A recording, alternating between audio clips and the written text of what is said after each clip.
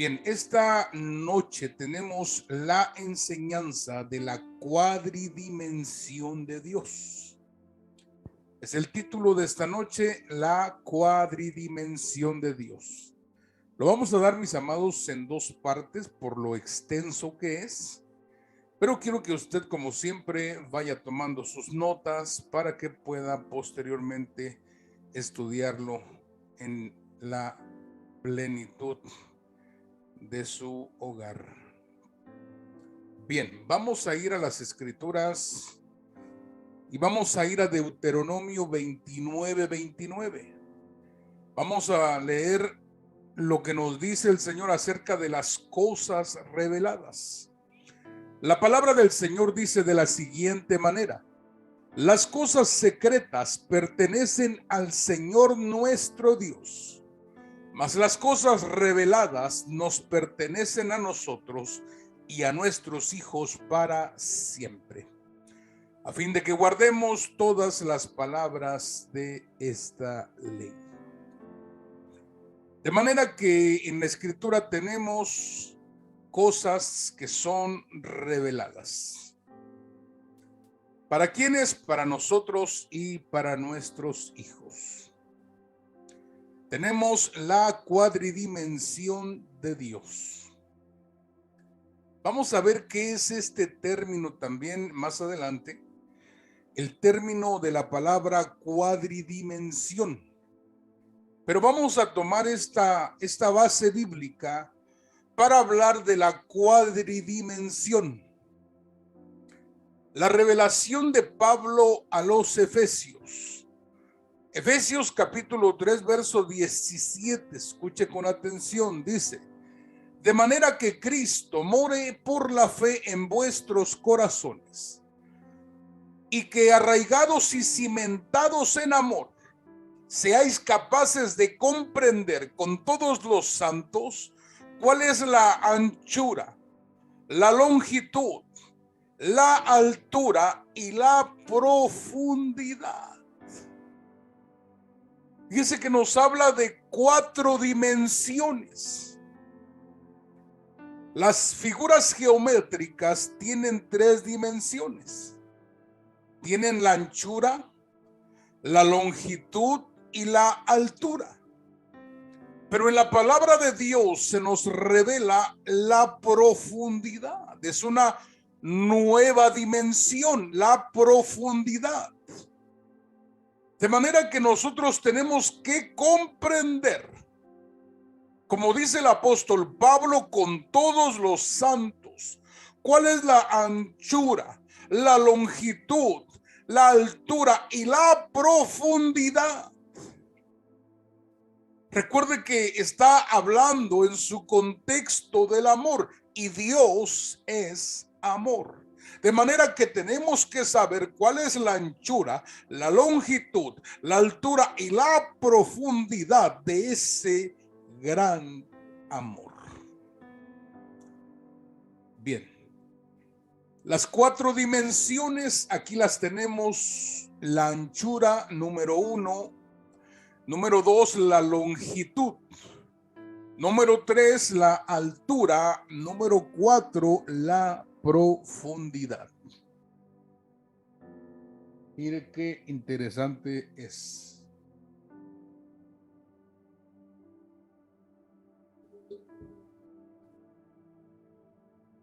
Bien. Mire, vamos a ver también la revelación de los salmos. ¿Qué nos dicen los salmos acerca de la cuadridimensión de Dios? Él es una cuadridimensión.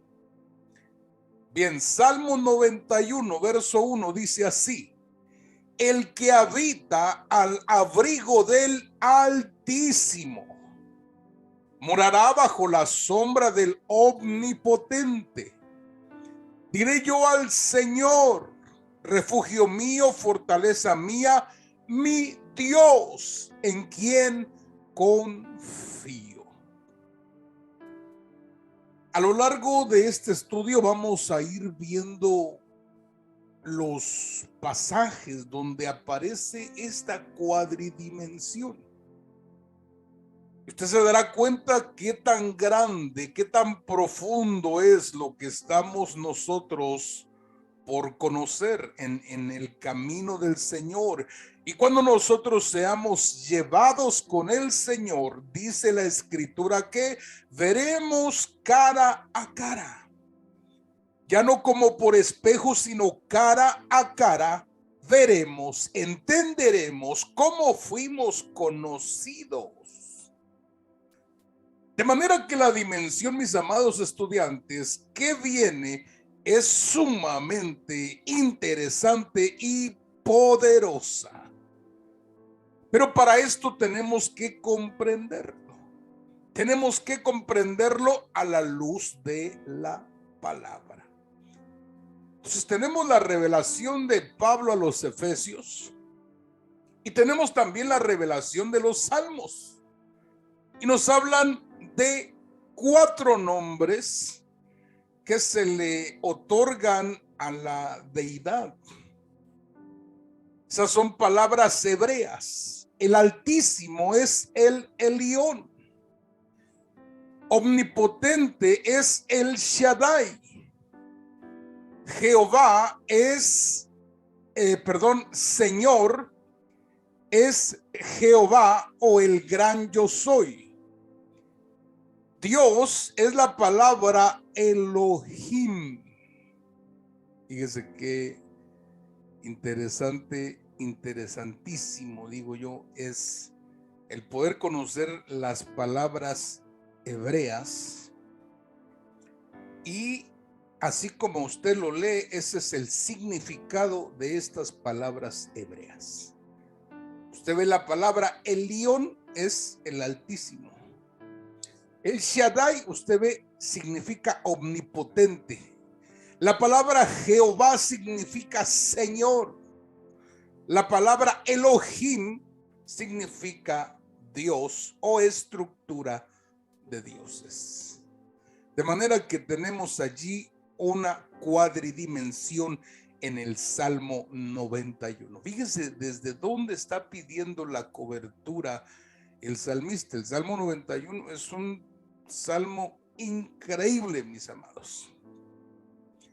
Increíble, porque en el Salmo 91 habla el salmista que está pidiendo, ¿verdad?, la ayuda.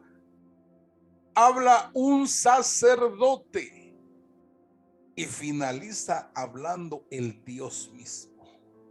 Por eso el Salmo 91, mis amados, para mí es una de las escrituras favoritas y sumamente poderosas en nuestras vidas.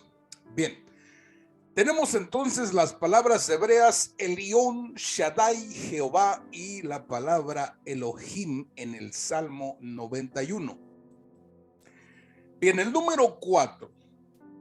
El 4 en la numerología bíblica representa la totalidad de todas las cosas y también representa el poder del equilibrio, la equidad. Fíjese qué maravilloso es el número 4 en la escritura. El 4 está manifestado en la creación. Fíjese, el 4 está manifestado en la creación. Como lo vemos, tenemos aquí algunos ejemplos, no tenemos todos, son demasiados ejemplos que le puedo mostrar, pero solo algunos ejemplos. Mire, tenemos las 4 estaciones del año. El número 4 está plasmado en la escritura como una cuadridimensión. 4 dimensiones. Las 4 estaciones del año, que es primavera, verano, otoño e invierno. Los 4 ciclos de la luna es la luna naciente, creciente, llena y la luna menguante. Los 4 puntos cardinales, norte, sur, este y el oeste. Las 4 etapas de la vida, la niñez, la juventud, la madurez y la vejez. Las 4 características de la tierra. La tierra tiene atmósfera, tiene biosfera, tiene hidrosósfera y tiene geosósfera. Son 4 características que tiene la tierra. La geosósfera es el centro, el núcleo de la tierra. La hidrosósfera son las aguas que cubren el planeta.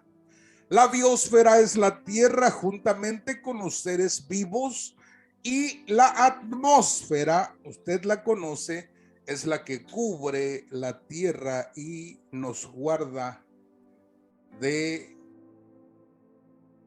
las inclemencias y carencias del espacio. Y tenemos las 4 etapas del parto.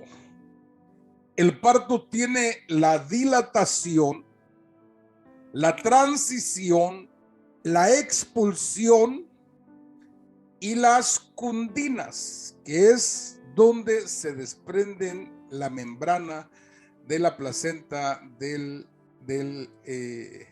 estómago. De manera que tenemos plasmada en la creación el número 4, son cuadridimensiones. Nosotros mismos, siendo una tricotomía, cuando somos despertados por Dios, viene el Espíritu Santo a morar dentro de nosotros y somos una cuadridimensión. Para los creyentes, los nacidos de nuevo, somos una cuadridimensión cuando el Espíritu viene a morar dentro de nosotros. Fíjese qué maravilloso es. De manera que estamos hablando, mis amados estudiantes, estamos hablando de el Dios increado. Vamos a hablar de él, el Dios increado. ¿Quién es el Dios increado? Él es el Elión, el Altísimo. Lo que menciona el libro de los Salmos, capítulo 91, verso 1, menciona primeramente al Altísimo. Él es el Elión, el Dios increado. Fíjese que ya habíamos hablado nosotros de lo que es el Ayin Sof. El Ayin Sof, mis amados estudiantes, es la dimensión de lo increado. Recuerde que en el principio no existía nada. No había espacio, no había materia. En el principio no había nada de esto. Ni espacios, ni vacíos, ni materia. No existía absolutamente nada. Era solamente Dios y su soledad, su compañía perfecta. Es así como los judíos le llaman a ese periodo o esa dimensión de lo increado, donde no había sido creado absolutamente nada. Entonces, el Altísimo es el Dios increado. Recuerde que ese Dios increado se tuvo que contraer a sí mismo para poder dar vida y crear espacios y poder crear los planetas, las galaxias y todo lo que hay en el espacio, en el cosmos. De manera que el Dios increado, fíjese qué tremendo es, el Dios increado se derivó. La palabra derivar, según el diccionario, es tener una cosa, su origen, en otra. Quiere decir que el Dios increado, esa energía primigenia, se derivó para poder manifestar el Padre, el Hijo y el Espíritu Santo. El Dios increado, el Elión, el Altísimo, derivó su esencia en el Padre, en el Hijo y en el Espíritu Santo. Es la misma esencia, pero tiene una operación y una función como Padre. Viene el Hijo y tiene una función como lo que es el Verbo, el Hijo de Dios. Y usted sabe, el sacrificio por todos nuestros pecados. Es el Cordero de Dios. Y se derivó en el Espíritu Santo. De manera que esta es la forma en la que Él trabaja con toda su creación. Él trabaja como Padre, como Hijo y como Espíritu Santo para toda su creación. Y a partir de allí vino las creaciones. Fíjese.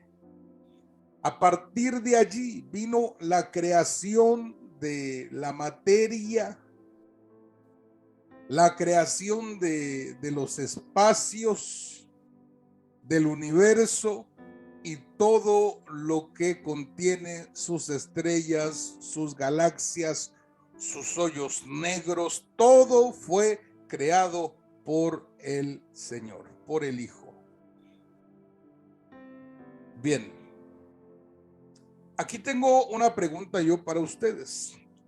Primera de Timoteo capítulo 6 y verso 16 dice lo siguiente: el único que tiene inmortalidad y habita en la luz inaccesible, a quien ningún hombre ha visto ni puede ver.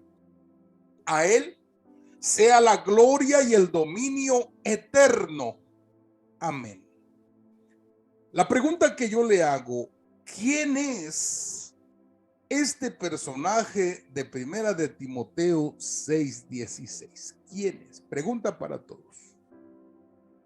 Bien, ¿quién es? ¿Es el Padre? ¿Es el Hijo? ¿Es el Espíritu? ¿O es el Altísimo? Pues en el verso anterior dice, habla del solo bienaventurado y solo soberano Rey de reyes y Señor de los señores. Habla del Señor Jesucristo, ¿no? Correcto. Pero el verso 16 se refiere a él mismo, al Señor Jesucristo. Pues yo creo que sí. El único que tiene inmortalidad, pues habla de él, porque verso 14 también dice que guardes el mandamiento sin mácula ni reprensión hasta la aparición de nuestro Señor Jesucristo. Y viene hablando de él. El contexto, ¿verdad? El contexto nos habla de... Oh, bien, sí. Nos habla del Señor Jesucristo, pero ¿quién es el que no hemos visto? Dice que el hombre no lo ha visto. Bueno, me imagino que habla del Padre. Padre celestial. Que lo confunden a uno. Lo que pasa es que, de acuerdo a lo que está diciendo ahí, dice el único que tiene inmortalidad y habita en luz inaccesible. Nuestro Señor Jesucristo vino a la tierra y murió, resucitó y ascendió a los cielos. Entonces, pero habla de la inmortalidad. Aunque también en el mismo contexto, bueno, en el mismo entendimiento, podría hablar del Espíritu Santo. Pero el Espíritu Santo mora en nosotros y Él da testimonio del Padre. Pero a quien no hemos visto, sino hasta que lleguemos al último tiempo, cuando ya estemos delante de Él, después del milenio y todo, ya lo podamos entonces conocer, será el Padre. Entonces se está refiriendo al Padre. Al Padre celestial. Bien.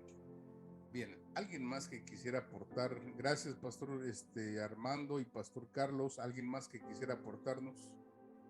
Bien, mis amados, me parece interesante lo que dice nuestro hermano Tony. ¿Por qué? Porque veamos el verso, lo que dice. El único, a pesar de que en el contexto está hablando del Señor Jesucristo, el verso 16 nos está hablando de alguien que no hemos visto. ¿Quiénes? Los hombres. Está hablando de la humanidad que dice que no ha visto.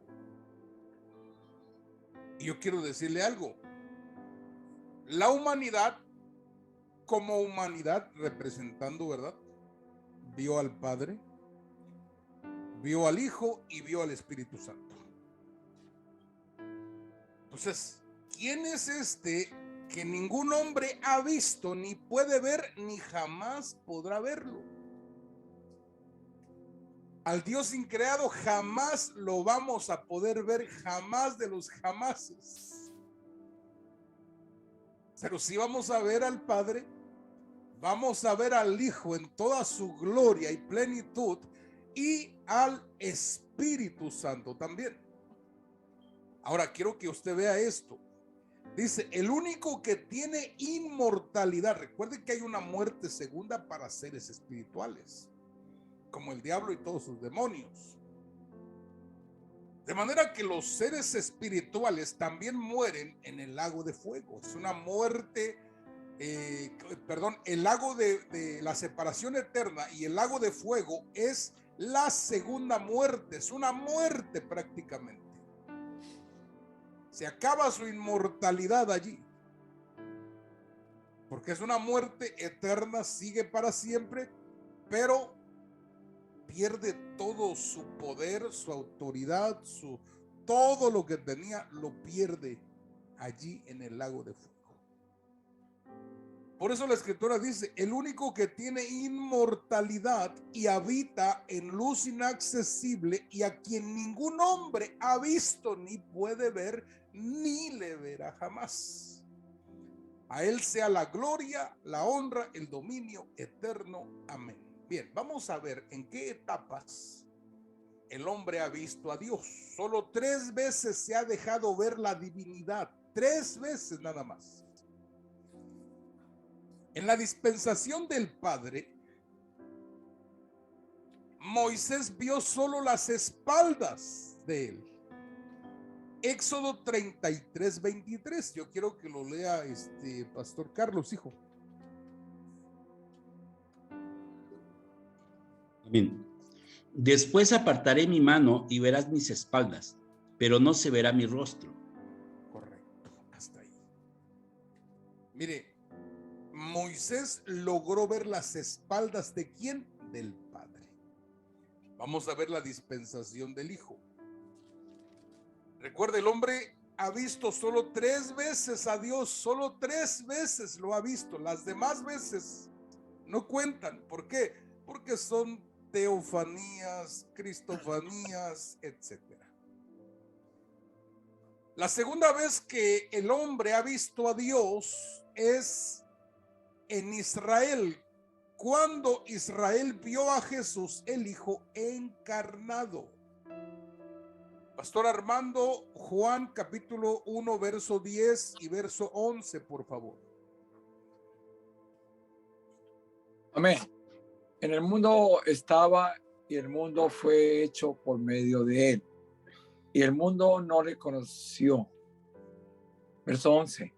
A lo suyo vino y los suyos no le recibieron. Correcto. Entonces, la humanidad representada en Israel vio al Hijo. Ahora vamos a ver la dispensación del Espíritu. ¿Nos ayudas ahí a leer a mi hermano Tony? Juan capítulo 1, verso 32. Claro que sí, dice, Juan dio también testimonio diciendo, he visto al Espíritu que descendía del cielo como paloma y se posó sobre él. Mire, qué tremendo. Solo 3 veces se ha dejado ver la divinidad. Si usted ha visto a Jesús, posiblemente lo ha visto en visión, lo ha visto en sueños, no sé cómo como lo ha visto, pero no lo ha visto como lo vieron los discípulos, como lo vio Juan, como lo vieron Israel, como lo vieron los fariseos. Usted no lo ha visto así. Mas sin embargo se dejó ver el Hijo.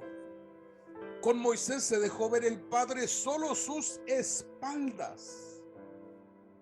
Y Juan es el que vio al Espíritu Santo en forma corporal como de paloma. Físicamente se dejó ver el Espíritu Santo a los ojos de Juan. Y Juan dio testimonio diciendo: he visto al Espíritu. Entonces se da cuenta cómo quién es el personaje de Primera de Timoteo 6:16. Es el Elión, el Dios increado, el único que tiene inmortalidad y habita en luz inaccesible, a quien ningún hombre ha visto ni puede ver, y yo le sumo, ni lo verá jamás, ¿verdad? A él sea la honra, el dominio eterno. Amén. De manera que ahí vemos la cuadridimensión de Dios.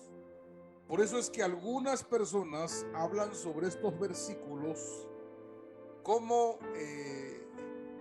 contradiciendo a los que vieron la deidad, como al Hijo de Dios encarnado, como al Espíritu Santo. En el caso de Juan, dice que lo vio como en forma de paloma, y a Moisés, que vio las espaldas. Le dijo Dios: solo mis espaldas. Lo metió en una roca que representa a Cristo. Para ver al Padre necesitas estar en la roca, en Cristo Jesús. Bien, el Señor uno es. Yo quiero que usted entienda qué es la unicidad de Dios. Recuerde que recuerde que el Altísimo se derivó, puso su esencia en el Padre, en el Hijo y en el Espíritu. Pero la Escritura dice: el Señor uno es. Pues nosotros, si decimos que somos trinitarios, porque tenemos al Padre, al Hijo y al Espíritu, estaríamos nosotros haciendo una especie de división. Somos y creemos que la divinidad opera en tres maneras: como Padre, como Hijo y como Espíritu Santo. Pero en esencia son el mismo, lo mismo en esencia. Entonces a Israel se le dijo: escucha, oh Israel, el Señor nuestro Dios, el Señor uno es.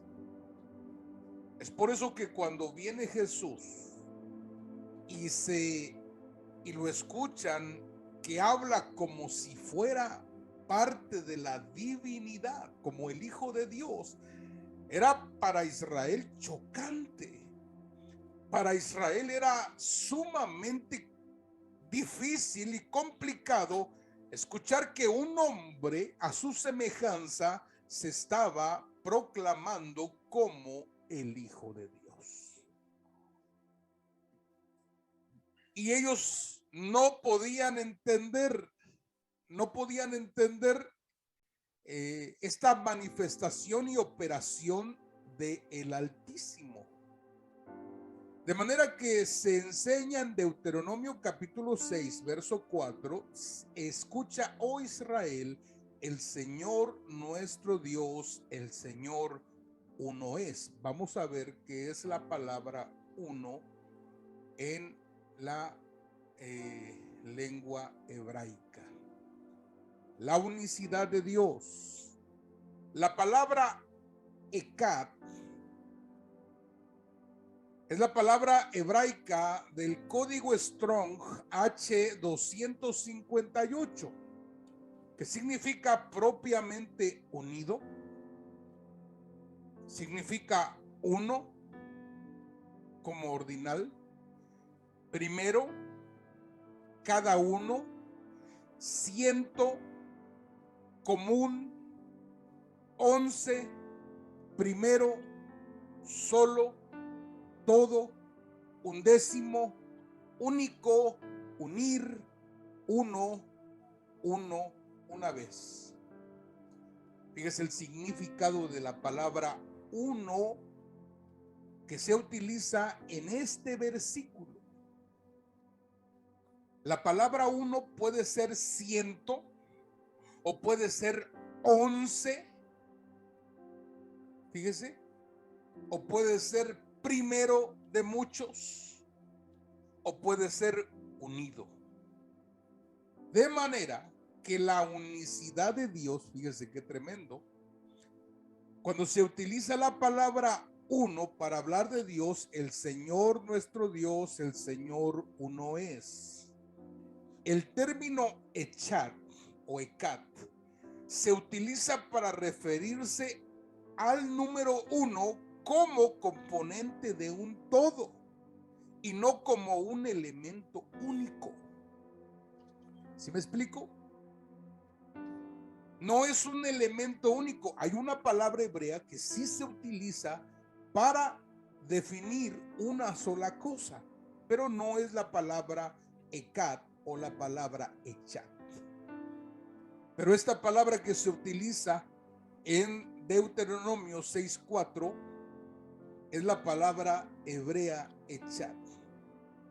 Y se utiliza para referirse como componente de un todo y no como un elemento único. Fíjese qué tremendo lo que se menciona ahí. Bien, quiero ponerle este ejemplo, voy terminando. Quiero ponerle este ejemplo de el arca de Noé. Fíjese que el arca de Noé tenía longitud, tenía altura y tenía anchura. Yo quiero que por favor alguien me ayude a leer Génesis 6:15. ¿Quién lo tiene por allí?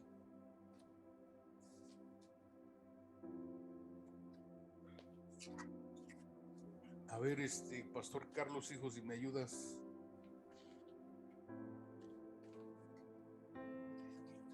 Ay, solita. 6.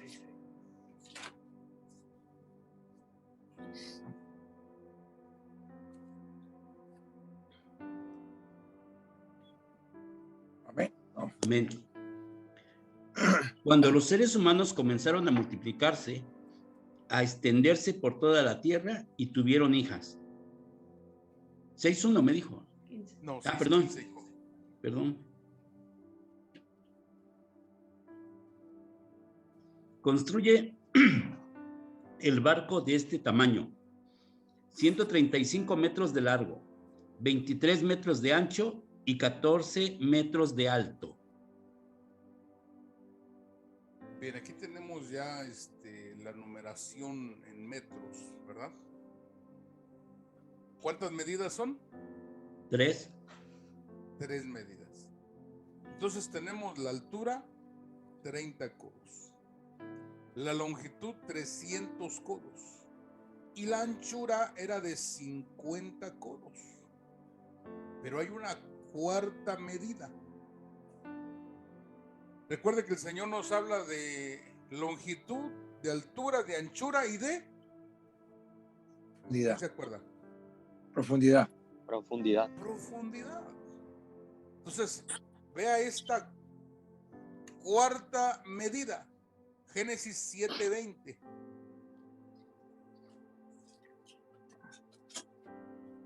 A ver, Pastor Armando, si nos ayudas, hijo, a leer Génesis 7:20. Amén. Dice, 15 codos más altos subieron las aguas después que fueron cubiertos los montes. Wow. Quiere decir que una vez que los montes fueron cubiertos, entonces Dios añadió una medida más, 15 codos.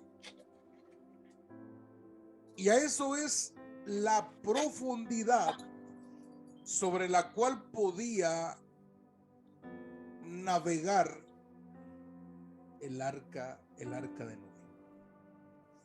Son las 4 dimensiones del arca: la longitud, la altura, la anchura y la profundidad que necesita para poder navegar sin que tuviese problema alguno. ¿Se da cuenta? Entonces tenemos aquí las 4 dimensiones.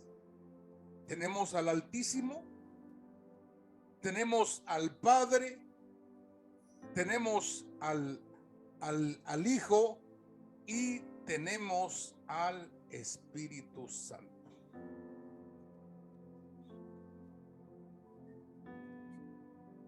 ¿Sí me explico?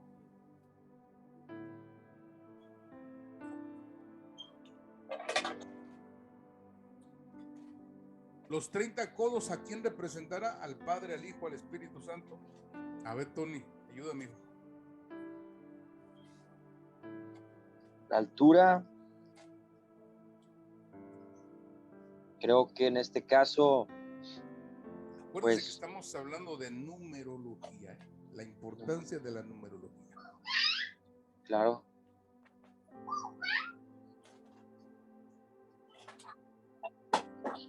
Creo que en este caso se refiere a Jesucristo. ¿Por qué? Por la numerología, él empezó su ministerio a los 30 años. Correcto. Y otra cosa es de que él está exaltado hasta lo sumo, hasta lo más alto. Correcto.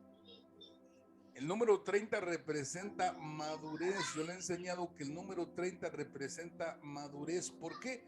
Porque el Señor Jesucristo comenzó su ministerio, y no solamente él, sino que toda persona que pudiera ser escuchada por otros, por lo menos tenía que tener 30 años de edad para poder ser escuchado. Y muy buena respuesta. ¿Quién se imagina usted que representa los 300 codos?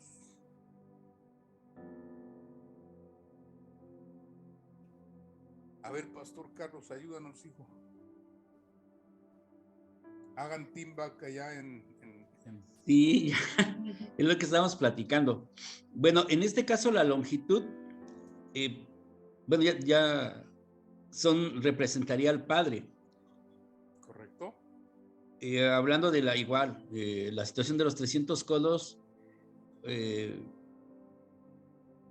al final de cuentas serían, no sé, o sea, si son el número 100, son 300, o sea, la Trinidad, ¿no? Sí, Pero pero más que nada, hijo, representa el número 300, representa consagración. ¿Por qué? Porque Enoc caminó 300 años con Dios y Dios se lo llevó. bueno, sí, o sea, y ahora sí que nos damos a la vista, platicábamos aquí, es por el tamaño, ¿no? O sea, es el Padre, ¿no? El Padre. Representa el tamaño más grande. Y el que es pues sería el que empieza, por donde empieza esa derivación del Altísimo, ¿no? Correcto. Es en ese orden. Entonces, la parte primera le corresponde al Padre. Bien. Ahora entre todos, ¿cuál será,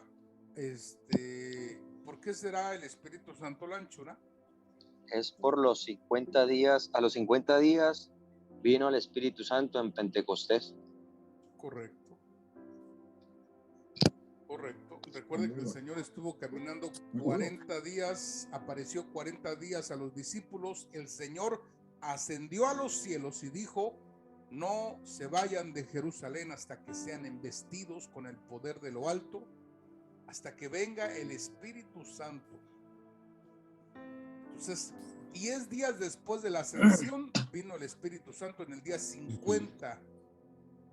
En el día del Pentecostés, el día 50, vino el Espíritu Santo y bautizó a los 120 que estaban reunidos. Entonces tenemos las tres dimensiones: altura es el Hijo, longitud es el Padre, anchura es el Espíritu Santo y profundidad es el Elión, el Dios increado. Bien, preguntas, mis amados, dudas que tengan, por favor, alguna duda. Bueno, pastor, siervo, la numerología que está hablando, el número 15, ¿qué representa exactamente? El número 15 representa misericordia, porque es gracia sobre gracia, pero tiene esa representación de misericordia. Ahora, recuerde que yo le he hablado que el Dios increado tuvo que reducirse, tuvo que contraerse, así como el corazón se contrae y cuando el corazón nuevamente se abre, expulsa la sangre para todos los órganos del cuerpo y le da vida a los órganos. ¿Sí me explico? Sí. Y el corazón se le llama miocardio, que viene de la palabra misericordia también.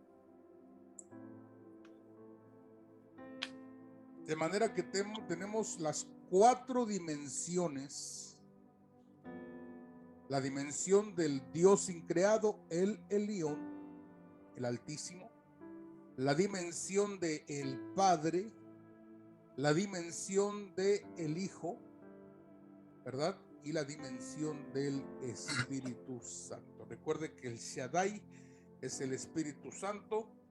Tenemos a Jehová, que es el Padre, tenemos al Altísimo, que es el Dios increado, y tenemos a Dios, que es el Elohim, el Hijo de Dios también. Bien. ¿Alguna duda con el asunto de el Elión, el Dios increado?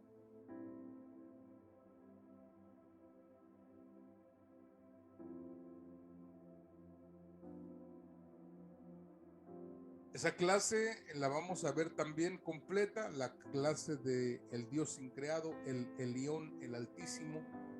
Vamos a ver la clase completa. Es la energía primigenia, la energía primigenia de Dios. Es un tema que vamos a estar viendo. Pero bien, ¿qué le parece, mis amados, si terminamos? Recuerde que esta clase todavía no se termina. Continúa el próximo miércoles, le damos la conclusión y vamos a dar todos los ejemplos, ¿no? Tenemos los ejemplos en María. En María aparece la cuadridimensión cuando el ángel la visita, y otros pasajes que quiero que usted vea, como uno de ellos es el arca de la alianza, el arca del pacto. Bien, ¿qué le parece, mis amados? Si no hay preguntas, si no hay dudas, ¿qué le parece entonces si hacemos una oración esta preciosa noche?